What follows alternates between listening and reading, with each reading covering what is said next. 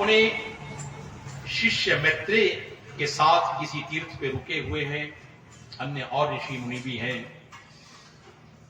एक दिन की बात है, सुबह सवेरे स्नान शौच आदि नित्य कर्म से निवृत्त होकर के जैसे ही ऋषि पराशर अपने आसन पे विराजमान हुए तो मैत्रेय, जो उनके सबसे ही प्रिय शिष्य हैं, ज्ञानी ध्यानी हैं, आए और पूर्ण शरणागति से, पूरे श्रद्धा भक्ति भाव से गुरु जी के चरणों में प्रणाम किया है और चरण स्पर्श करके पूछा है, गुरुदेव बड़ी आपकी कृपा, आपके द्वारा सब वेदों पुराणों का, धर्मशास्त्रों का मैंने ज्ञान पाया है। आज मैं कुछ प्रश्न लेकर के आपके पास आया, कुछ मुझे और जानना है। जी महाराज। पूछो बस। मैत्रेय बोले, गुरुदेव मैं सुनना चाहता हूं, ये जगत किस प्रकार प्रकट होता है, उत्पन्न होता है, संसारी चलती कैसे, मिटती कैसे है। सो अहम श्रोतुमिच्छामि धर्मज्ञं श्रोतु ततो यथा बभूव भूयश यथा महाभागम भविष्यति। कैसे बनता है, कैसे चलता है, कैसे नाश होता है संसार। दो शब्द आए हैं यहां पे, निमित्त और उपादान। जरा ध्यान से सुन लेना। इस जगत का निमित्त और उपादान कारण क्या है। अब कई बार तो ब्राह्मण लोग इतना कह के निकल जाते हैं, सुनने वाले की समझ में आया ना आया वो उसकी चिंता नहीं। प्रत्येक प्रवक्ता का ये धर्म होता है, ये कर्तव्य होता है, अपने शास्त्रों के कठिन करिष्ठ ज्ञान को भी सामान्य भाषा में समझाए ताकि श्रोता के मन तक वो बात पहुंचे। ये निमित्त और उपादान क्या कारण क्या है। किसी चीज के बनने के दो कारण होते हैं। जैसे हमने नया घर मकान बनाया, जिसने वो घर हमारा बनाया वो मिस्त्री, वो क्या था, वो निमित्त कारण जिसने उसको बनाया, ठीक। और जिस ईंट रोड़ी बजरी सीमेंट आदि से मटेरियल से वो घर बना, वो सामग्री क्या है, वो उपादान कारण है। तो दोनों ही जरूरी है ना भाई, सामग्री भी जरूरी है और बनाने वाला भी जरूरी है। तो यहां मैत्रेय जी पूछ रहे हैं कि इस सृष्टि का निमित्त और उपादान कारण क्या है, किसने इस जगत को बनाया और किन सामग्री से यह संसार बना, वो आप मुझे समझाइए। कल्पान कल्प विभागांश चातुर्युग विकल्पितां। ये कलयुग, ये द्वापर, ये त्रेता, ये सतयुग, ये चार युग, क्या इनका मान है, कैसे एक के बाद ये युग बदलते हैं, क्या इनका धर्म है, क्या इनमें परिवर्तन होता है। कल्पांतस्य स्वरूपम च युग धर्मांश कृतस्मशः।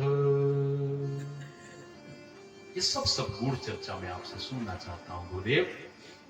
बोल साचे दरबार की जय। अच्छा, ये तो मोटा मोटी हमने शास्त्र की गहरी बात करी। यदि अपनी लोक दैनिक बोलचाल की भाषा में मैत्रेय जी ने जो अपने गुरुदेव पराशर जी से पूछा, उस चर्चा को हम लें तो क्या प्रश्न रहे होंगे मैत्रेय जी के, सुनना जरा, बात ज्यादा स्पष्ट होगी श्रोताओं के मन में। मैत्रेय कह रहे हैं, गुरुदेव कदमों के नीचे है धरती और सिर के ऊपर अपार आसमान जिसका कोई अंत नहीं है, अनंत। ऐसा ही है ना, हम आपके साथ भी तो ऐसे ही है। और किसने बनाया इस धरती को, इस आसमान को, गुरुदेव किसने बनाया। अन्न है, जल है, वायु है, अग्नि है, जिनके बिना हमारा जीवन संभव ही नहीं। किसने बनाया गुरुदेव। एक बात पूछेंगे अपनी माताओं बहनों से, रोज सुबह शाम भोजन बनाने बैठती हो तो चूल्हे में फूंक मारती हो, अग्नि जलाती हो, लेकिन मैत्रेय जी की तरह कभी आया ध्यान में ये अग्नि बनाई किसने, कब अग्नि दुनिया में आई, और ना होती तो कब क्या होता हमारा। निकले ना सूरज तो धूप कैसे पाओगे, जो बरसे ना बादल तो जल कहां से लाओगे? चले ना हवा तो फिर श्वास चलेगी कैसे? और जले ना आग तो खाना कहां पकाओगे? बोले पंडित जी गैस जला लेंगे। बोल सांचे दरबार की एक बात कहें, शिवपुराण में लिखा है किसी भी तरह का सेक है, आंच है, गर्मी है, तपिश है, सूरज के कारण है। मानो ना मानो, विश्वास करो ना करो, मर्जी आपकी, कोई जोर जबरदस्ती नहीं कि आप मान ही लो। लेकिन यहां ऐसा लिखा है इन पुराणों में, सूर्य तपता है तब चूल्हे में अग्नि जलती है। आपकी गैस में भी लपट तब निकलती है गैस चूल्हे में, सूर्य ना निकले तो सब प्रकार की अग्नि, लालटेन की, दिया जलाई की, टॉर्च की, जो जो है सब तेज, सब प्रकाश, सब समाप्त है। फिर जले ना आग तो फिर कहां भोजन पकाओगे? कैसे पकाओगे? कौन है? कथा में लौटिएगा। मैत्रेय पूछ रहे हैं गुरुदेव कौन है वो, कौन है जो इस जग को बनाता है? नजर नहीं आता है। ये वन, ये पर्वत, ये नदियां, ये मानव जाति, अन्य 84 लाख जीव जगत, कीड़े मकोड़े, हाथी घोड़े। एक बड़ी प्यारी बात कही थी मैत्रेय जी ने। देखो विचारवान के विचार में ही ये बातें आती है। क्या कहा? बोले गुरुदेव ये संसार है ना, दिख रहा है ना, तो जरूर इसको बनाने वाला भी कोई, भले वो दिख नहीं रहा, वो पर्दे के पीछे है। शब्द आया है नेपथ्य। अब जब पढ़ते पढ़ाते ना ऐसे कठिन शब्द आते हैं तो हम वहां से आगे पढ़ना ही बंद कर देते हैं कि समझ तो आ नहीं रहा। सामान्य शब्द है नेपथ्य, पर्दे के पीछे से जो इस खेल को चला रहा है, कोई तो जरूर है। बनी बनाई वस्तु हमारे सामने, बड़ा काम का सूत्र आया है, सिद्धांत, ये नियम जरा ध्यान से सुन लेना मेरी बहनों। अभी आप बहनों के सिर का दुपट्टा है ना, सबने दुपट्टा ओढ़ रखा है, ठीक? आपको कोई पूछे किस फैक्ट्री में बना, किस कारीगर ने बनाया, किसी बहन के पास कोई जवाब नहीं होगा, क्योंकि हमने भी देखा उस बनाने वाले को। दुकान से जरूर खरीदा, लेकिन जिस फैक्ट्री में बना हुआ है, फैक्ट्री का भी नहीं पता कि ये गुजरात से आया है, ये महाराष्ट्र से, कहां का कपड़ा है, क्या है।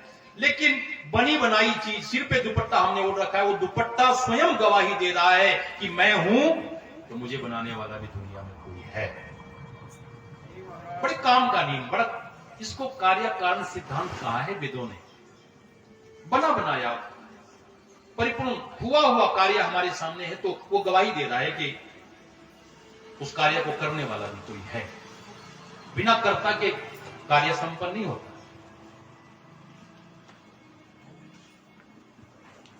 बोर तो नहीं हो रहे आप? एक बड़ा मजेदार किस्सा आता है। कहीं कथा हो रही थी तो पंडित जी ने यूं कह दिया, बोले खुदा की खुदाई कोई नहीं जानता। थोड़ा हास प्रयास भी बीच में जरूरी होता है ना। तो खुदा की खुदाई माने, खुदा माने भगवान, खुदाई माने संसारी। तो भगवान की बनाई हुई संसार ये कब बनी, कैसे, क्या, तो इसके रहस्य कोई नहीं जानता। पंडित जी ने यूं कहा होगा। तो कई बार एक शब्द के अनेक अर्थ होते हैं। खुदाई का अर्थ खोदने से भी तो होता है, जहां खुदाई करो ऐसे बोलते हैं। तो कोई ऐसे मोटी बुद्धि का भी बैठा होगा कथा में, वो बीच कथा पे खड़ा हो गया, बोले पंडित जी क्या बात करते हो, मैं जानता हूं खुदा की खुदाई। बोले भाई लगते तो नहीं हो पढ़े लिखे, लेकिन हम नहीं जान पाए, तू खुदा की खुदाई जानता है तो हमें भी बता दे। बोले आओ मेरे साथ। आगे वो चला, पीछे पंडित जी और सब गांव वाले भी चले। बोले हम भी देखेंगे खुदा की खुदाई। पहाड़ी की चोटी पे ले गया वो भाई, और नीचे बहती हुई नदी खटकी, और वो उंगली करके इशारा करके बोला कि वो देखो वो है खुदा की खुदाई। सब हक्के बक्के बोले मूर्ख, वो तो नदी है, वो तो खट है, वो खुदा की खुदाई कहां है? खुदाई वो दुनिया से ले रहे थे अर्थ, और वो खोदने से ले रहा था। तो जब सबने कहा कि मूर्ख ये खुदा की खुदाई नहीं है, तो वो चीख करके बोला कि खुदा की खुदाई नहीं तो तुम्हारे बाप ने खुदाई है। बोल सांचे दरबार की। ये नदी, ये खड, ये खुदा की तो भगवान की खुदाई है। तूने नहीं खोदी, मैंने नहीं खोदी, तो ये है खुदा की खुदाई। महाराज कथा में लौटिएगा। यहां मैत्री जी के प्रश्न, सृष्टि विषय के ये प्रश्न वही खुदा की खुदाई के विषय में वो पूछ रहे हैं। संभालो भाई बच्चे, आगे सुनिएगा। कहीं से उठा के लाए थे जंगल में गिरा हुआ मोर का पंख मैत्रेय जी गुरुदेव के आगे किया, और उस पंख को दिखाते हुए मैत्रेय जी ने पूछा था, गुरुदेव कितने सुंदर रंग भरे इस पंख में, किसने बनाए? और देखो ये फुलवाड़ी के खिले हुए महकते हुए फूलों के ऊपर नजर डालिए गुरुदेव, आखिर फूल फूल में रंग बिरंगे ये रंग भरने वाला चित्रकार कौन है? हरी हरी वसुंधरा, वसुंधरा माने धरती, नीला नीला ये गगन, नीला नीला ये गगन। भाई आपकी आप जानो, हमें 45-50 साल पुराना अपना बचपना याद आता है ना। आज वो दादा दादी रहे नहीं, छोटा बच्चा अमूमन या तो दादा के पास या दादी के पास ही सोता है ना। तो हमें याद है दादी के पास जब सोते थे तो पूछते थे, गर्मियों के दिन में आंगन में खाट लगती थी ना, ऊपर तारे दिखे तो पूछते थे, दादी दादी ये किसने बनाए? ये रात होती है, फिर दिन आता है, फिर दिन के बाद फिर रात आ जाती है, सूरज गया तो चंदा आया, चंदा गया तो फिर सूरज आ गया। ये दिन के बाद रात, रात के बाद दिन, दो ही क्यों आते, तीसरा कुछ क्यों नहीं आता? दादी क्या बताती, दादी क्या उत्तर देती, बोले सो जा, सो जा, बस रहने देती। स्वाभाविक जिज्ञासा होती है, यदि हम सचमुच में मानव हैं तो जिस संसार में 180 वर्ष बिता करके गए, उसको बनाने वाले ईश्वर परमेश्वर के प्रति कुछ चिंतन नहीं हुआ तो हरी हरी वसुंधरा पे नीला नीला ये गगन, नीला नीला, हरी हरी वसुंधरा पे नीला नीला ये गगन, नीला नीला ये गगन, जिस पे बादलों की पालकी उड़ा रहा पवन, उड़ा रहा पवन, दिशाएं देखो रंग भरी, दिशाएं देखो रंग भरी, चमक रही उमंग भरी, ये किसने फूल फूल पे, ये किसने फूल फूल पे किया श्रृंगार है? ये कौन चित्रकार है? ये कौन चित्रकार है? ये कौन चित्रकार है? ये कौन चित्रकार है? ये कौन चित्रकार है? ये कौन चित्रकार है? ये कौन चित्रकार है? कौन चित्रकार है? ये कौन चित्रकार है? ये कौन चित्रकार है? ये कौन चित्रकार है? हरी हरी वसुंधरा पे नीला नीला ये गगन, नीला नीला ये गगन, कि जिस पे बादलों की पालकी उड़ा रहा पवन, उड़ा रहा पवन, दिशाएं देखो रंग भरी, दिशाएं देखो रंग भरी, चमक रही उमंग भरी, ये किसने फूल फूल पे, ये किसने फूल फूल पे किया श्रृंगार है? ये कौन चित्रकार है? ये कौन चित्रकार है? ये कौन चित्रकार है? ये कौन चित्रकार है? ये कौन चित्रकार है? कौन चित्रकार है? ये कौन चित्रकार है? ये कौन चित्रकार है? ये कौन चित्रकार है? ये कौन चित्रकार है? ये कौन चित्रकार है? ये कौन चित्रकार है? ये कौन चित्रकार है? बोले श्री विष्णु महापुराण की जय। गुरुदेव ऊपर नील गगन में उड़ती रंग बिरंगी चिड़ियों को किसने बनाया? वन में नाचते हुए मोर, आम की डाली में छुपी कूकू करती कोयल, फुलवाड़ियों के फूलों पे पुष्प गुच्छों के ऊपर गुंजन करते हुए भंवरे भंवर भ्रमर, ये सब किसकी रचना है? ये किसकी लीला है गुरुदेव? सुबह जगते हैं तो नियत समय में पूरब में सूरज उगता है और सांझ ढलती है तो पश्चिम में जाकर के अस्त हो जाता है। सूरज गया तो पीछे पीछे चंदा आया, चंदा के साथ साथ आसमान में अनंत असंख्य बेशुमार तारे जुगनों की तरह टिमटिमाते हैं। किसने बनाए हैं कोटि कोटि सितारे? समझ नहीं आता गुरुदेव, लेकिन बरबस आंखें भर आती हैं जब मैं कल्पना करता हूं रेल के डिब्बों की तरह एक के बाद एक आते और जाते हुए, ये दिन ये रात, ये दिन ये रात, ये गर्मी सर्दी बरसात, ये सोमवार मंगलवार। आखिर कोई तो संभालने वाला होगा, नियंत्र होगा इस समस्त जगत प्रपंच का। ये दुनिया अपने आप तो नहीं बन गई। तपस्वियों सी है अटल ये पर्वतों की चोटियां, पर्वतों की चोटियां। तपस्वियों सी है अचल ये पर्वतों की चोटियां, पर्वतों की चोटियां। ये बर्फ सी घुमावदार घेरदार घाटियां, घेरदार घाटियां। पर्वत की घुमावदार घेरदार घाटियां, घेरदार घाटियां। ध्वजा से ये खड़े हुए,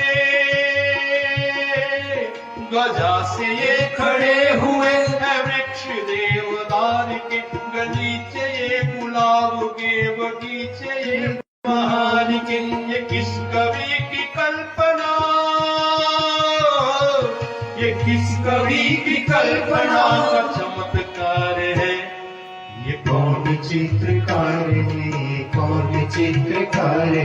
ये कौन चित्रकार है? ये कौन चित्रकार है? ये कौन चित्रकार है? ये कौन चित्रकार है? ये कौन चित्रकार है? कौन चित्रकार है? ये कौन चित्रकार है?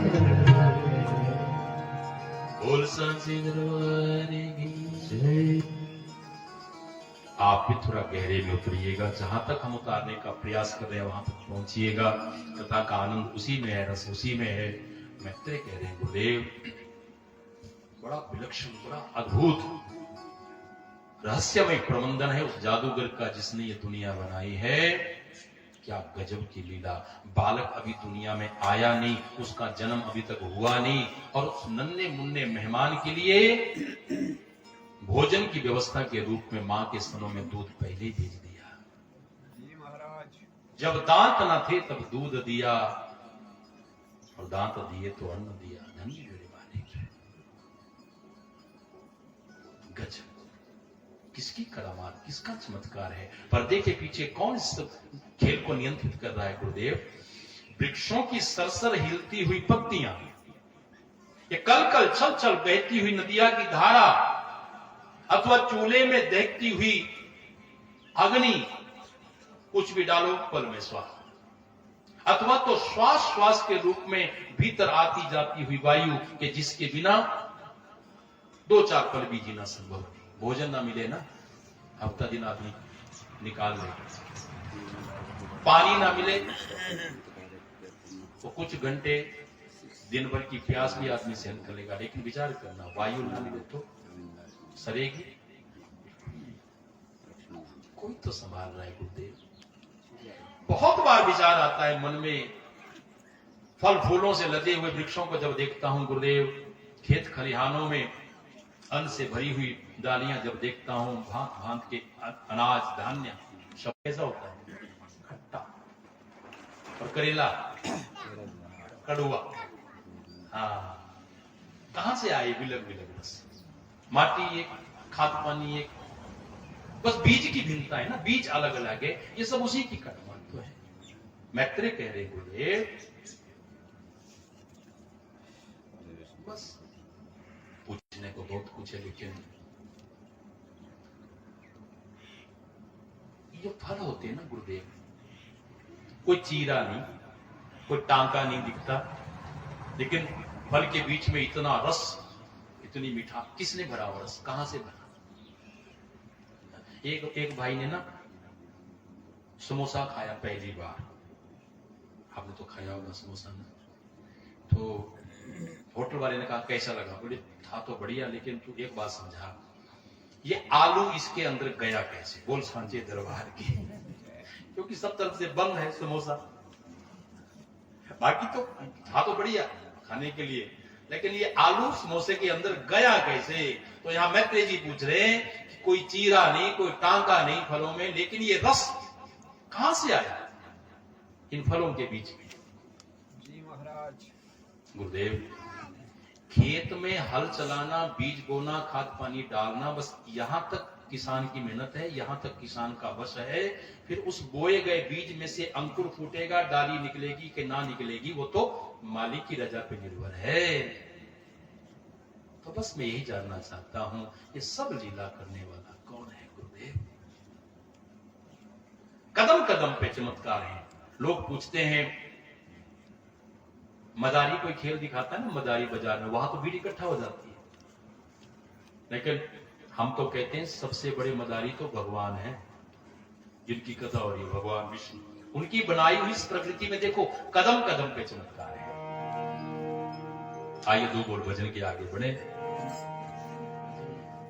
कुदरत की इस पवित्रता को तुम निहार लो, तुम निहार लो, कुदरत की इस पवित्रता को तुम निहार लो, तुम निहार लो, इसके गुणों को अपने मन में तुम उतार लो, तुम उतार लो, इसके गुणों को अपने मन में तुम उतार लो, हाँ तुम उतार लो, चमका दो आज लालिमा, चमका लो आज लालिमा अपने ललाट की, चमका लो आज लालिमा अपने ललाट की, कण कण में झांकती तुम्हें छवि विराट की, कण कण में झांकती तुम्हें छवि विराट की, अपनी तो आंख एक है, अपनी तो आंख एक है, उसकी हजार है। ये कौन चित्रकार है, ये कौन चित्रकार है, कौन चित्रकार है, ये कौन चित्रकार है, ये कौन चित्रकार है? ये कौन चित्रकार है, ये कौन चित्रकार है, ये कौन चित्रकार है? ये कौन चित्रकार है, ये कौन चित्रकार है? ये कौन चित्रकार है, ये कौन चित्रकार? ये कौन चित्रकार है।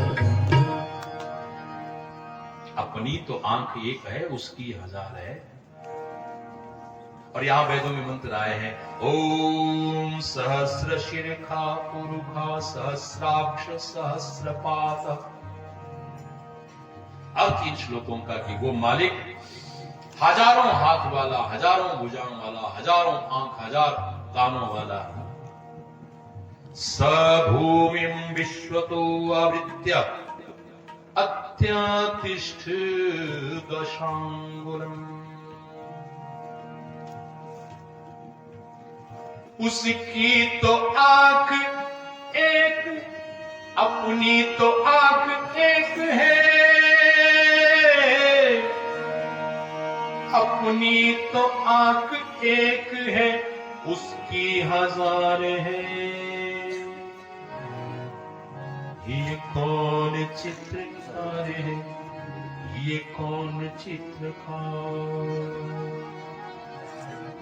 बोले श्री विष्णु महापुराण की जय। 8 घंटा समय हमारे पास बचता है, आगे की लड़ी को ले नहीं पाएंगे, ले लेंगे तो फिर उसको पूरा नहीं कर पाएंगे, समय की मर्यादा। तो मैत्रेय जी के इन्हीं प्रश्नों के साथ आज की कथा को यही विराम करेंगे। थोड़ा 20 मिनट आधा घंटा आपसे और चर्चा करेंगे, फिर आरती, और कल 1 से 4